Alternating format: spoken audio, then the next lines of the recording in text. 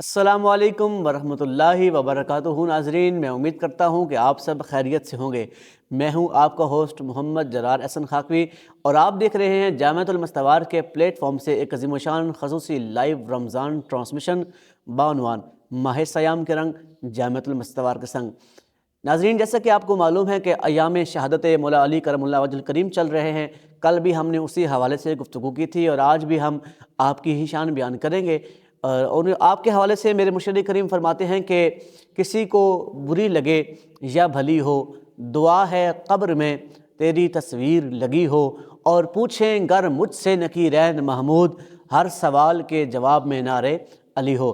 آج آپ کی شان کے حوالے سے گفتگو فرمانے کے لیے ہمارے ساتھ شامل ہیں نائب محتمم جامعۃ المستوار میری مراد علامہ عمر فاروق مخدومی صاحب، تشریف فرما ہیں۔ آج ہم ان سے اپنی گفتگو کریں گے، سوالات کریں گے، اور وہ ہمیں ان کے جواب عطا کریں گے۔ تو آئیے ناظرین، اپنی گفتگو کا آغاز کرتے ہیں۔ السلام علیکم ورحمۃ اللہ وبرکاتہ۔ علامہ صاحب کیسے ہیں آپ؟ ٹھیک ہیں؟ وعلیکم السلام ورحمۃ اللہ وبرکاتہ، الحمدللہ۔ تو ناظرین، اپنی گفتگو کا آغاز کرتے ہیں۔ اور پھر آپ لوگوں نے بھی سنا ہوگا، ہم بھی سنتے لکھتے پڑھتے رہتے ہیں کہ مولا علی کرم اللہ وجہ الکریم کو ایک لقب سے پکارا جاتا ہے، یاد کیا جاتا ہے، وہ ہے نفس پیمبر۔ تو آج ہم اسی نفس پیمبر کے حوالے سے سوال کرتے ہیں علامہ صاحب سے۔ علامہ صاحب، بیان فرمائیے گا کہ یہ نفس پیمبر جو آپ کا لقب مشہور ہے، اس نفس پیمبر سے کیا مراد ہے؟ آپ اسے بیان فرما دیجیے۔ اعوذ باللہ من الشیطان الرجیم، بسم اللہ الرحمن الرحیم، لا الہ الا اللہ محمد رسول اللہ۔ بہت ہی آپ نے پیارا سوال کیا ہے کہ حضرت علی رضی اللہ تعالیٰ عنہ کو نفس پیمبر کہا جاتا ہے، اس کی کیا وجہ ہے؟ اللہ تعالیٰ نے قرآن مجید فرقان حمید میں ارشاد فرمایا، فَمَنْ حَاجَكَ فِيهِ مِن بَعْدِ مَا جَاءَكَ مِنَ الْعِلْمِ فَقُلْ تَعَالَوْا نَدْعُ أَبْنَاءَنَا وَأَبْنَاءَكُمْ وَنِسَاءَنَا وَنِسَاءَكُمْ وَأَنفُسَنَا وَأَنفُسَكُمْ ثُمَّ نَبْتَهِلْ فَنَجْعَلْ لَعْنَةَ اللَّهِ عَلَى الْكَاذِبِينَ۔ اس آیت کو عموماً آیت مباہلہ کے نام سے یاد کیا جاتا ہے۔ نجران کے جو عیسائی پادری رسول کریم صلی اللہ علیہ وسلم کے پاس آئے، حضرت عیسیٰ علیہ السلام کے حوالے سے انہوں نے آپ سے مناظرہ کیا۔ سرکار دو عالم صلی اللہ علیہ وسلم نے دلائل کے ساتھ ان کو بتایا کہ عیسیٰ علیہ السلام کے بارے میں ہمارا عقیدہ کیا ہے، اور یہی حق عقیدہ ہے۔ لیکن دلائل دینے کے بعد بھی وہ نہ مانے اور آپ سے جھگڑا کرنے لگے۔ پھر اللہ تعالیٰ نے فرمایا کہ اے میرے محبوب، وہ لوگ جو حق کے آ جانے کے بعد بھی آپ سے جھگڑا کریں، تو پھر ان کو کہو کہ اب اللہ کی حجت تمہارے سامنے پیش کرتے ہیں، اللہ کی وہ واضح نشانیاں پیش کرتے ہیں۔ وہ کیا ہیں کہ رب نے فرمایا فقل، آپ ان سے کہہ دیں، تعالو، تم بلاؤ، ندعو ابناءنا، اور ہم بلاتے ہیں اپنے بیٹوں کو، وَأَبْنَاءَكُمْ، اور تم اپنے بیٹوں کو بلاؤ، وَنِسَاءَنَا وَنِسَاءَكُمْ، ہم اپنی عورتوں کو بلاتے ہیں، تم اپنی عورتوں کو بلاؤ، وَأَنفُسَنَا وَأَنفُسَكُمْ، ہم اپنی جانوں کو بلاتے ہیں، تم اپنی جانوں کو بلاؤ۔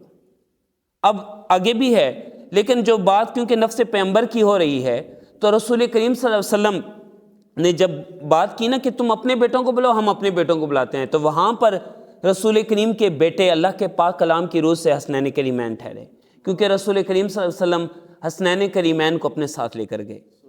اور جب بات آئی وَنِسَاءَنَا وَنِسَاءَكُمْ، کہ تم اپنی عورتوں کو بلاؤ، ہم اپنی عورتوں کو بلاتے ہیں، تو نبی کریم صلی اللہ علیہ وسلم نے تمام امت کی خواتین میں سے جن کا انتخاب کیا، وہ سیدہ کائنات سیدہ فاطمۃ الزہرا سلام اللہ علیہا ہے۔ لیکن جب بات نفس کی آئی، جان کی آئی، تو رسول کریم صلی اللہ علیہ وسلم نے حضرت علی شیر خدا کو ساتھ لے کر گئے۔ تو اس آیت کی روح سے حضرت علی شیر خدا کو نفس پیغمبر کہا جاتا ہے۔ اسی وجہ سے نبی کریم کی جان ٹھہرے۔ سرکار نے فرمایا کہ علی مجھ سے ہے، میں علی سے ہوں، کیونکہ یہ نبی کی جان ہے، کیونکہ علی اور نبی ایک ہی درخت سے ہیں، ایک ہی نور سے ہیں، یہ خاندان بھی ایک ہے، نور بھی ایک ہے۔ بیدم وارسی نے کہا ہے نا کہ بیدم یہی تو پانچ ہیں مقصود کائنات، خیر النساء حسین و حسن مصطفیٰ علی۔ اور میرے مرشد پاک مخدوم محمود مستوار قلندر فرماتے ہیں کہ خدا کے نور سے پیدا ہوئے ہیں پانچوں تن، کہ میں اور علی ایک نور سے ہیں، خدا کے نور سے پیدا ہوئے ہیں پانچوں تن، محمد و علی، فاطمہ، حسین و حسن۔ یہی وجہ ہے کہ آپ کو نفس پیغمبر کہا جاتا ہے۔ حضور مخدوم محمود مستوار قلندر، آپ نے لکھا ہے کہ مولا علی سے اونچا سکندر نظر نہیں آتا، مولا علی سے اونچا سکندر نظر نہیں آتا، کشتہ نظر بہت، تمام صحابہ نبی کریم کی نظر کے کشتہ تھے، نبی کریم کی محبت میں فنا تھے، لیکن آپ لکھتے ہیں کہ مولا علی سے اونچا سکندر نظر نہیں آتا، کشتہ نظر بہت، نفس پیغمبر نظر نہیں آتا، اور جو پہچان سکے مرتبہ حیدر محمود، اب کوئی سوائے قلندر نظر نہیں آتا۔ تو یہی وجہ ہے کہ آپ کو نفس پیغمبر کہا جاتا ہے۔ تو ناظرین، جیسا کہ آپ نے سماعت فرمایا کہ علامہ صاحب نے نفس پیغمبر کو قرآن کی روشنی سے بیان فرمایا، قرآن پاک میں جو آیت آئی ہے وہ انفسنا و انفسکم، آپ نے اس کو دلیل بنا کر نفس پیغمبر کو واضح کیا ہے، اور ماشاءاللہ بہت ہی پیاری گفتگو آپ نے فرمائی ہے۔ تو چلتے ہیں اپنے نیکسٹ کوشچن کی طرف۔ تو ناظرین، جیسے بھی آپ نے بھی جیسے سنا ہوگا، ہم بھی لکھتے پڑھتے رہتے ہیں کہ تمام لوگوں کے لیے، باقی جتنے بھی اصحابہ کرام ہیں رضوان اللہ تعالیٰ اجمعین، تمام کے لیے محبت کا کہا گیا اور محبت کا ہی لفظ استعمال ہوتا ہے، لیکن جب اہل بیت کی باری آتی ہے اور جب اہل بیت سے محبت کی باری آتی ہے تو حکم ہوتا ہے کہ آپ ان سے مودت کریں۔ تو ہم اسی کو اپنا کوشچن بناتے ہیں کہ یہ مودت سے کیا مراد ہے اور آپ سے مودت کرنے کا کیوں حکم دیا گیا ہے؟ آپ اس پہ روشنی ڈال دیجئے۔ ماشاءاللہ بہت ہی اچھا سوال کیا ہے۔ اللہ رب العزت نے قرآن مجید فرقان حمید میں ارشاد فرمایا، قُلْ لَا أَسْأَلُكُمْ عَلَيْهِ أَجْرًا إِلَّا الْمَوَدَّةَ فِي الْقُرْبَى، اے میرے محبوب آپ فرما دیجئے کہ لا أَسْأَلُكُمْ عَلَيْهِ أَجْرًا، میں تم سے اس پر کچھ اجر نہیں مانگتا ہوں۔ کس پر؟ جو میری وجہ سے تمہیں ایمان کی دولت ملی ہے، میری وجہ سے جو تمہیں دین کی دولت ملی ہے، قرآن ملا ہے، یہ رمضان ملا ہے، یہ روزے ملے ہیں، یہ جتنی بھی اللہ کی انعامات ہیں، اللہ کی نعمتیں ہیں، یہ کس کی وجہ سے ہیں؟ یہ رسول کریم کی وجہ سے۔ لیکن وہ ذات اتنا کچھ عطا کرنے کے بعد وہ کہتی ہے کہ میں تم سے کچھ مانگتی نہیں ہوں، میرا کوئی اجر نہیں ہے اس پر۔ ہاں، ایک بات یہ ہے کہ الا المودۃ فی القربہ، جو میرے قرابت دار ہیں، جو میرے قریبی ہیں، تم نے ان سے مودت کرنی ہے۔ صحابہ نے عرض کیا، یا رسول اللہ یہ کن لوگوں کی قرابت ہے، ٹھیک ہے، اور کن لوگوں سے مودت کا حکم دیا ہے؟ سرکار نے فرمایا کہ وہ حسن اور حسین ہیں، اور ان کے والد علی شیر خدا ہیں، اور ان کی والدہ سیدہ فاطمۃ الزہرا ہیں۔ یہ وہ 5 نفوس قدسیاں ہیں جن کی محبت و مودت کل اہل ایمان پر، بشمول صحابہ، سب اہل ایمان پر لازم قرار دی ہے۔ اب بات آتی ہے کہ یہ مودت ہے کیا؟ جب علماء کرام نے مودت کی وضاحت کی تو فرمایا کہ مودت کی مثال ایسے ہے کہ مچھلی کو پانی سے مودت ہوتی ہے، مچھلی پانی میں رہتی ہے، اس کی خوراک پانی کے اندر ہے، اس کی زندگی پانی کے اندر ہے، تو اہل ایمان کی جو زندگی ہے وہ محبت اہل بیت کے اندر ہے۔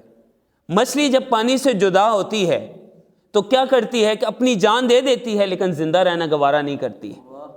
وہ اپنی جان دے دیتی ہے، تڑپ تڑپ کے مر جاتی ہے، لیکن وہ زندہ نہیں رہتی ہے۔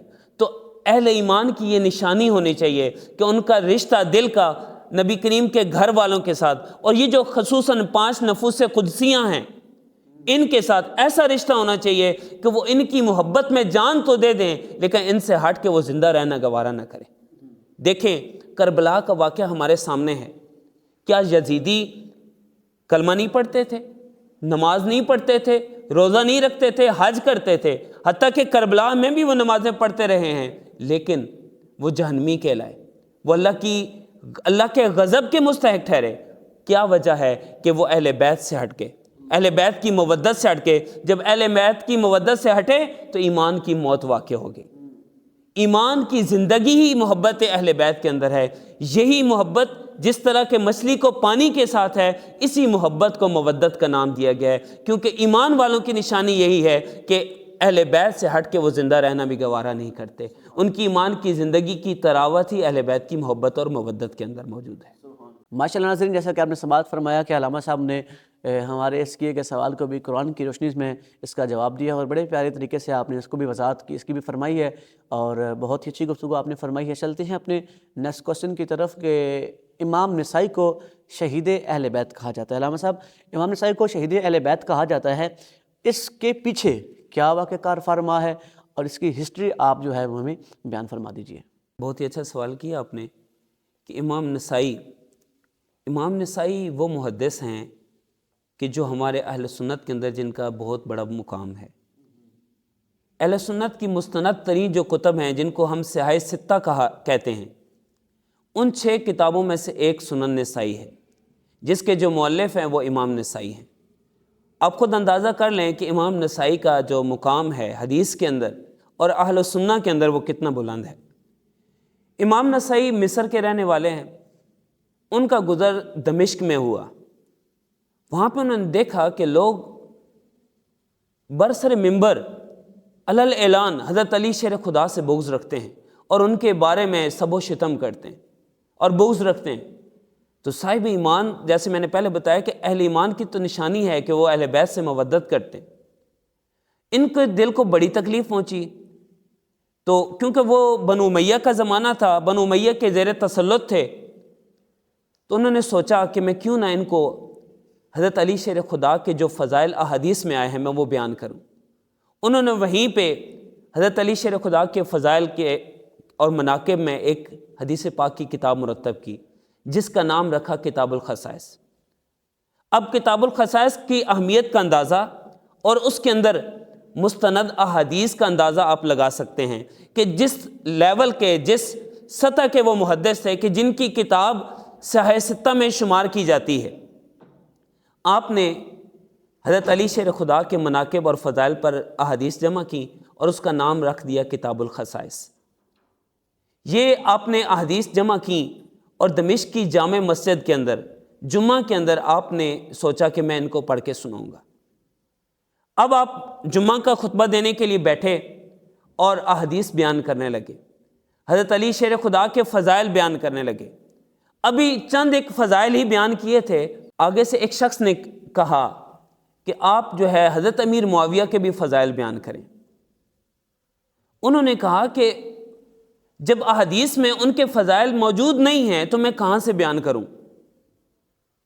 انہوں نے پھر بھی زبردستی کہا کہ نہیں، جو ان کے فضائل ہیں، اور پھر یہاں تک انہوں نے کہا کہ حضرت علی پر جو ان کی برتری ہے وہ بیان کریں۔ انہوں نے کہا کہ میں ان کی برتری کیسے بیان کروں، حالانکہ ان کی برتری کوئی ایسی بیان ہی نہیں کی گئی ہے۔ تو اس پر ان کو زد و کوب کیا گیا، ان کو مارا گیا، حتیٰ کہ ان کے جائے خاص کے اوپر اتنی شدت سے ایسا ضربے لگائی گئیں کہ آپ اسی میں بے ہوش ہو گئے۔ آپ کو اٹھا کے گھر لے جایا گیا، اور آپ نے جب ہوش آیا تو کہا کہ مجھے مکہ لے چلو۔ آپ کو مکہ لے جایا گیا اور صفا اور مروہ کے درمیان آپ کی شہادت ہوئی، اور وہیں پہ آپ کو دفن کر دیا گیا۔ اس وجہ سے کہ اہل بیت کی محبت کی خاطر جو آپ نے کتاب الخصائص لکھی ہے اور اس کو جمعہ کے خطبے میں بیان کرنا شروع کیا، تو آپ کو اس محبت کی وجہ سے آپ کو جو زد و کوب کیا گیا، آپ کو مارا گیا، اور اسی مار کی وجہ سے اس کی تاب، زخموں کی تاب نہ لاتے ہوئے آپ شہید ہو گئے، جس کی وجہ سے آپ کو شہید اہل بیت کہا جاتا ہے۔ اور اس میں آپ نے متعدد احادیث بیان کی ہیں کہ جو حضرت علی شیر خدا کی محبت اور مودت کو ظاہر کرتی ہیں، اور آپ کی وہ فضیلت ظاہر کرتی ہیں کہ جن میں آپ منفرد ہیں، وہ فضائل کہ جو باقیوں کے پاس نہیں ہیں، وہ حضرت علی شیر خدا ہی کے اندر موجود ہیں۔ ناظرین، دیکھا آپ نے اور آپ نے سماعت فرمایا کہ علامہ صاحب نے مکمل وضاحت کے ساتھ اس کی جو ہے اس کو بیان فرمایا ہے۔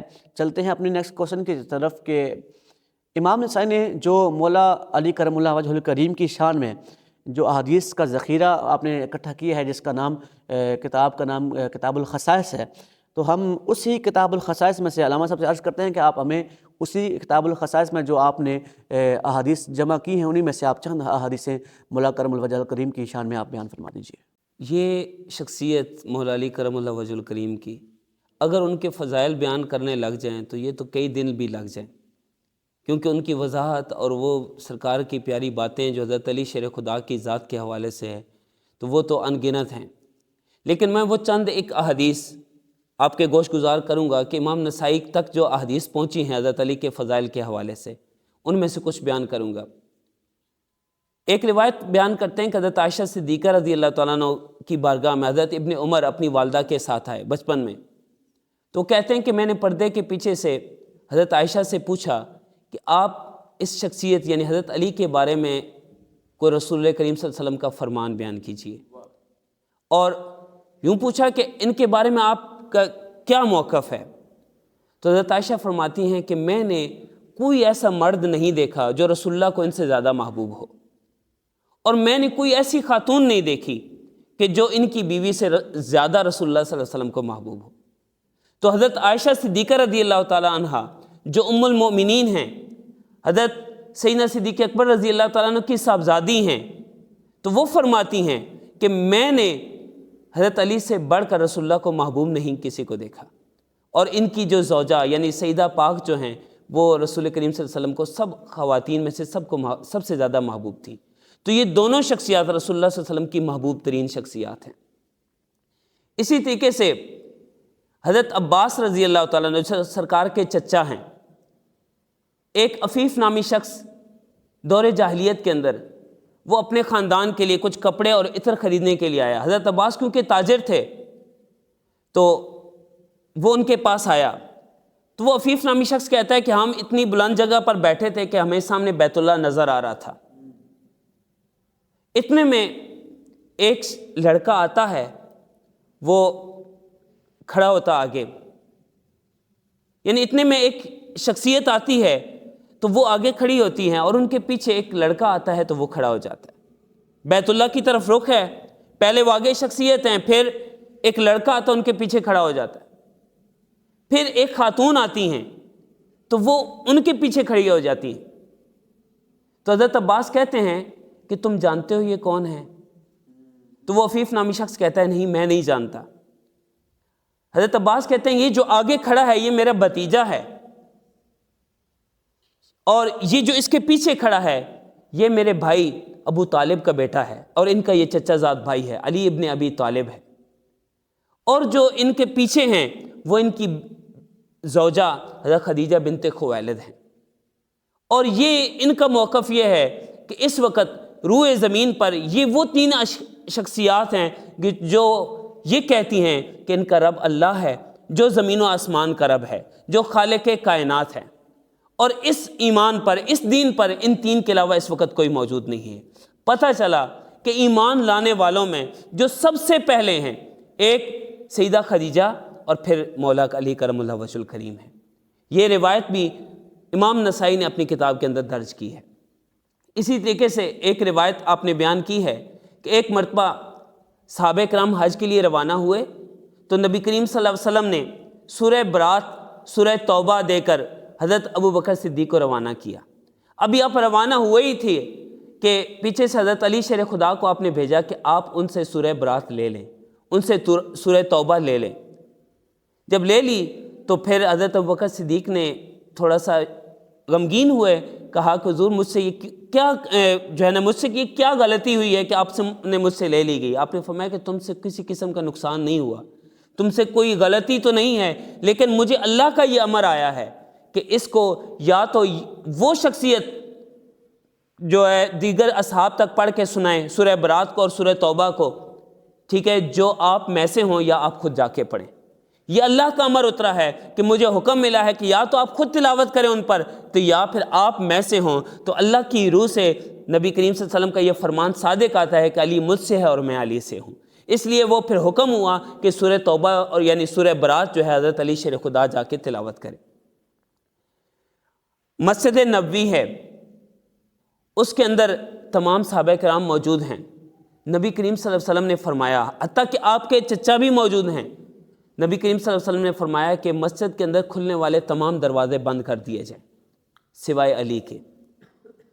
سرکار کے چچا کے دروازہ بھی بند، باقی صحابہ کرام جن کے گھروں کے دروازے مسجد کے اندر کھلتے تھے ان کے دروازے بھی بند کر دیے گئے سوائے حضرت علی کے۔ اب یہ واقعہ ہو چکا، صحابہ کرام نکلے تو کچھ چہم گوئیاں ہونی شروع ہو گئی۔ کچھ نے کہا کہ یہ کیا وجہ ہے کہ اپنے چچا زاد بھائی کے دروازے کو تو کھلا رکھا اور باقیوں کے دروازوں کو بند کر دیا۔ حتیٰ کہ آپ کے چچا نے بھی کہا کہ حضور کیا وجہ ہے کہ آپ نے ہمارے دروازے بھی بند کر دیے اور اپنے اس چچا زاد بھائی جو لڑکا ہے اس کے دروازے کو کھلا رکھا؟ تو آپ نے جواب دیا اللہ کی قسم، نہ تو میں نے کسی کا دروازہ بند کیا ہے اور نہ میں نے کسی کا دروازہ کھولا ہے مگر اللہ کی طرف سے۔ یہ حکم اللہ کی طرف سے آیا ہے کہ تمام دروازے بند کر دیے جائیں سوائے علی کے۔ یہ وہ ذات ہے کہ جس کو ہر حال میں مسجد میں آنے کی اجازت تھی۔ انسان ہے، اس پر بشری تقاضوں کے مطابق کبھی غسل لازم آتا ہے، لیکن شیر خدا مولا علی کرم اللہ وجہ الکریم کی ذات وہ ذات مبارکہ ہے جو ہر حال میں مسجد کے اندر داخل ہو سکتے تھے۔ یہ فضیلت، یہ انفرادیت بھی مولا علی کی ہے کہ ہر وقت آپ جس حال میں بھی ہوں مسجد نبی کے اندر داخل ہو سکتے تھے۔ یہ متعدد فضائل ہیں جن میں سے چند ایک میں نے باتیں آپ کے سامنے گوش گزار کی ہیں۔ حضرت سعد بن ابی وقاص سرکار کے بڑے پیارے صحابی ہیں، وہ روایت کرتے ہیں کہ غزوہ تبوک کا موقع ہے، رسول کریم صلی اللہ علیہ وسلم نے تمام صحابہ کو غزوہ کے لیے نکلنے کا حکم صادر فرمایا اور حضرت علی کو مدینہ میں چھوڑ دیا۔ حضرت علی شیر خدا غمگین ہو گئے، کیونکہ اشجع الاشجعین آپ کو کہا جاتا ہے، بہادروں کے بھی بہادر تھے۔ تو آپ پریشان اور غمگین ہوئے، آپ پیچھے جا کے ملے کہ یا رسول اللہ آپ مجھے بچوں اور عورتوں میں چھوڑ کے جا رہے ہیں۔ تو رسول کریم صلی اللہ علیہ وسلم نے فرمایا اے علی، تم اس بات پر راضی نہیں ہو کہ تمہاری میرے ساتھ نسبت ایسے ہے جیسے موسیٰ علیہ السلام کی ہارون علیہ السلام کے ساتھ تھی، لیکن فرق صرف اتنا ہے کہ میرے بعد کوئی نبی نہیں ہے۔ اب دیکھیں کہ صرف ایک یہ بات بتائی کہ میرے بعد کوئی نبی نہیں ہے، لیکن سارا رشتہ نبی کریم کے ساتھ ایسا ہی ہے۔ مواخات مدینہ کو دیکھ لیں، مہاجرین اور انصار کو جب بھائی بھائی بنایا تو حضرت علی شیر خدا پیچھے رہ گئے، ان کو کسی کا بھائی نہیں بنایا۔ حضرت علی شیر خدا رونے لگے تو انہوں نے عرض کی یا رسول اللہ کیا اس دنیا میں میرا بھائی نہیں ہے؟ تو سرکار نے فرمایا اے علی انت اخی فی الدنیا والآخرہ، اے علی تو دنیا اور آخرت میں میرا بھائی ہے۔ اب سوچیں کہ جن کو رسول کریم اپنا بھائی قرار دیں، ٹھیک ہے، اپنا محبوب قرار دیں، اپنا ولی اور وارث قرار دیں، ان کی شان اور عظمت کیا ہوگی۔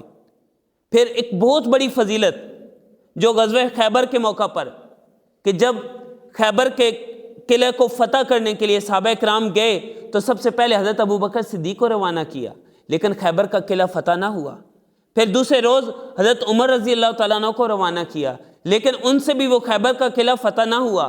پھر سرکار نے فرمایا کل میں جھنڈا اس شخص کو عطا کروں گا جو اللہ اور اس کے رسول سے محبت کرتا ہوگا اور اللہ اور اس کے رسول اس سے محبت کرتے ہوں گے۔ اب سوچیں کہ جن کی محبت کی سند خود رسول اللہ دے رہے ہیں کہ وہ اللہ رسول کا محب بھی ہوگا اور اللہ رسول کا محبوب بھی ہوگا۔ اب صحابہ کرام کہتے ہیں کہ ہم میں سے جو بندہ بھی رسول کریم کی بارگاہ میں جتنا مقام رکھتا تھا، اس کے دل کی یہ خواہش تھی کہ کاش کہ یہ جھنڈا مجھے مل جائے۔ حتیٰ کہ صحابہ کرام کہتے ہیں کہ ہم گردنیں اٹھا اٹھا کر دیکھتے تھے کہ پتہ نہیں یہ جھنڈا کس کو ملنے والا ہے۔ جب صبح ہوئی تو سرکار پوچھتے ہیں این علی، علی کہاں ہیں؟ عرض کی یا رسول اللہ ان کو اشوب چشم ہے، ان کو آنکھوں کی بیماری ہے۔ اب نے کہا علی کو بلائیے۔ حضرت علی ابن ابی طالب آئے تو سرکار نے پوچھا کہ علی تم کہاں تھے؟ حضور مجھے آنکھوں میں بیماری ہے۔ آپ نے اپنا لعاب دہن لگایا، ٹھیک ہے، جیسے ہی لعاب دہن لگایا تو آپ کی بیماری دور ہوگی، اس طرح بیماری دور ہوگی جیسے کبھی تھی ہی نہیں۔ پھر سرکار نے دعا کی اے اللہ تو علی کی سردی اور گرمی سے حفاظت فرما۔ اسی وجہ سے حضرت علی شیر خدا کی یہ حالت تھی کہ جب سردیاں ہوتی تو صرف 2 چادریں پہن کر آپ باہر آ جاتے، اور گرمیاں ہوتی تو کبھی کھردرے اور موٹے کپڑے پہنے ہوتے۔ تو صحابہ کرام پوچھتے تھے کہ علی یہ کیا وجہ ہے کہ گرمیوں میں آپ صرف 2 چادریں آپ استعمال کرتے ہیں سردیوں میں، اور جو گرمیاں آتی ہیں تو پھر آپ موٹے کپڑے پہن لیتے ہیں؟ انہوں نے کہا کہ مجھے یہ رسول اللہ کی دعا تھی جو خیبر کے موقع پر آپ نے دی ہے کہ مجھے سردی اور گرمی سے حفاظت اللہ نے دے رکھی ہے، اس وجہ سے مجھے محسوس نہیں ہوتا۔ تو یہ فضیلت ہے آپ کی کہ رسول کریم نے فرمایا کل میں جھنڈا اس شخص کو دوں گا جو اللہ اور اس کے رسول سے محبت کرتا ہوگا اور اللہ اور اس کے رسول اس سے محبت کرتے ہوں گے۔ یہی وجہ ہے کہ خیبر کا قلعہ فتح آپ کے ہاتھوں سے ہوا ہے۔ اللہ تعالیٰ ہمیں حضرت علی شیر خدا کی فضیلت کو سمجھنے کی توفیق عطا فرمائے۔ یہ وہ شخصیت ہیں کہ جن کی محبت اور مودت ہر اہل ایمان پر لازم ہے، کہ آپ نے فرمایا اے علی فقط مومن ہی تجھ سے پیار کرے گا، فقط منافق ہی تجھ سے بغض رکھے گا۔ پتہ چل گیا کہ ایمان اور منافقت کی پہچان علی ہے۔ ماشاءاللہ ناظرین، جیسا کہ آپ نے سماعت فرمایا کہ علامہ صاحب نے بہت ہی پیارے انداز میں ہمارے کیے گئے ہر سوال کو مدلل طریقے کے ساتھ قرآن و حدیث کی روشنی میں بیان فرمایا ہے، اور بہت ہی پیاری گفتگو آپ نے فرمائی، اور جو شان قرآن و حدیث کی روشنی میں مولا علی کرم اللہ وجہ الکریم کی بیان کی گئی تھی وہ آپ نے اپنی زبانی ہمیں سنائی۔ تو اسی کے ساتھ ہم علامہ صاحب کا شکریہ ادا کرتے ہیں کہ انہوں نے اپنے مصروفیات میں سے ہمیں وقت دیا. علامہ صاحب آپ کا بہت شکریہ. آج آپ نے ہمارے ساتھ جو ہے وہ شرکت کی ہے. اللہ تعالیٰ آپ کو جزائے خیر عطا فرمائے. اسی کے ساتھ ناظرین آج کے اس ٹرانسمیشن کو ختم کرتے ہیں. انشاءاللہ کل ملیں گے ایک نئے موضوع کے ساتھ، ایک نئے محبت کے ساتھ، ایک نئے انداز کے ساتھ. تب تک اپنا خیال رکھیے گا. اللہ حافظ.